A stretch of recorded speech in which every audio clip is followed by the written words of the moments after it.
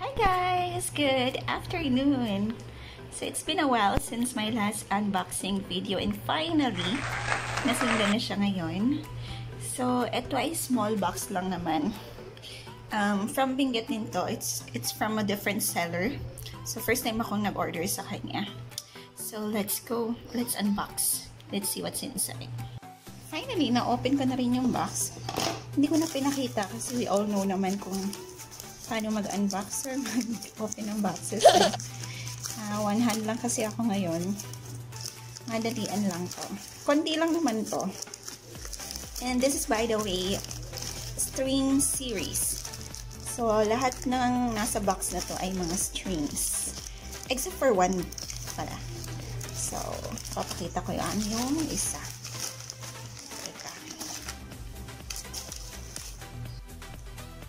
Okay, so let's see. Yung una. Kahapon pa pala ito dumating sa LBC dito sa amin sa Imus. Ngayon ko lang na-pick up. So first is, yung unang hindi string. This is Bear Power Bear Pose. Ito ay 55 pesos only. Namatayan kasi ako ng ganito. Ngayon, dahil namatayan na ako, nanghingi ako ng tips sa kanya, sa seller, kung paano alagaan yun. Sabi niya, pagka succulents na may hair, may puti-puti sa dahon, most of them, ayaw nila ng nagagalaw, at ayaw nila masyadong dinidiligan. So, once a week will do, basta fast draining yung soil mo.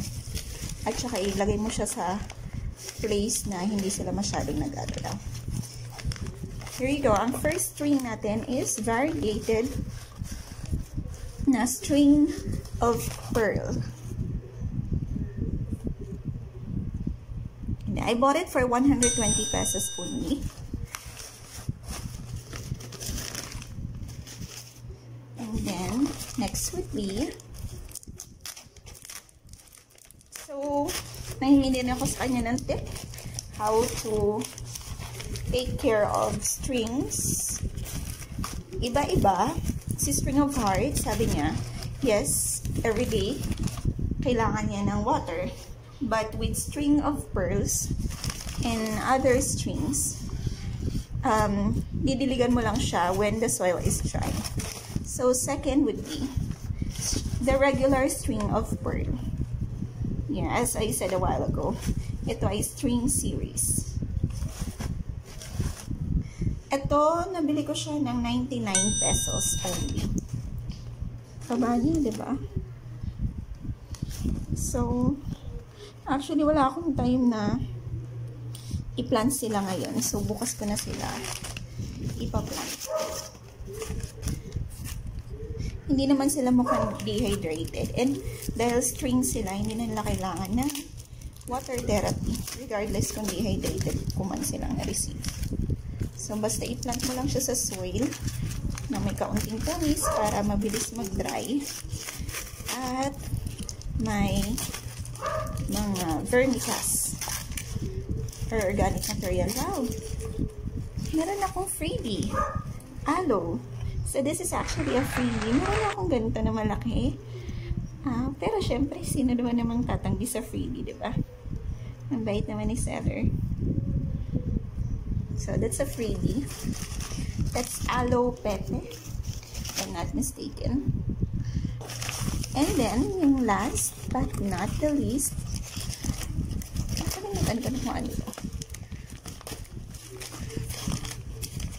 Would be another string. Yun. String of dolphins. Wow. String of dolphins. So this is for 85 pesos only. Meron siyang dalawang variety nito. May malaking string of dolphins. Meron din itong mas maliit.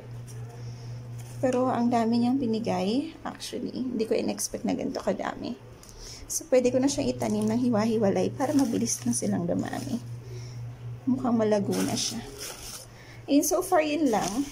So, we got 3 strings string of dolphin. Paano siya lagaan or water? Para din siyang string of pearl. So, i-water mo lang siya kapag dry na yung soil. And then, yung freebie ko na si aloe pepe. At saka si bear paws. Yan. Bear paws. Cute nito eh. Ayun, so far yun lang sa ngayon. Actually, marami pa akong dapat na parating. Nag-delay lang. Kasi wala daw small boxes sa ibang sellers. Sa ibang LBC na malapit dun sa sellers na pinagbilhan ko. Well, it's okay. I can wait naman. Although napagbayad na ako. Basta as long as may deliver sa akin, okay lang yun sa akin.